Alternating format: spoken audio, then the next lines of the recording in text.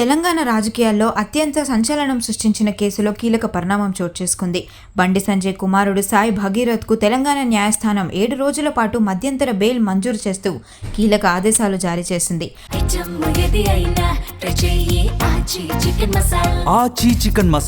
కాలేజ్లో lab exams ఉన్నందుకు గాను కోర్టు బెయిల్ మంజూరు చేసింది.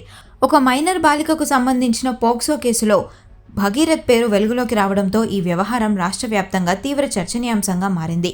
ఈ నేపథ్యంలో భగీరథ్ తరపు లాయర్లు దాఖలు చేసిన పిటిషన్పై విచారణ జరిపిన కోర్టు బండి భగీరథ్కు తాత్కాలిక ఉపశమనం కలిగిస్తూ ఈ నిర్ణయం తీసుకుంది. అయితే ఈ బెయిల్ కేవలం 7 రోజులు మాత్రమేనని స్పష్టం చేసింది. కేసుకు సంబంధించిన పూర్తి విచారణ వచ్చే వారానికి వాయిదా వేసింది.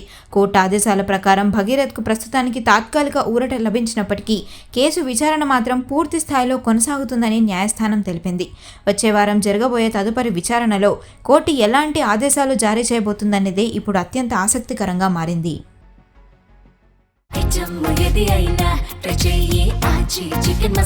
ఆచి చికెన్ మసాలా.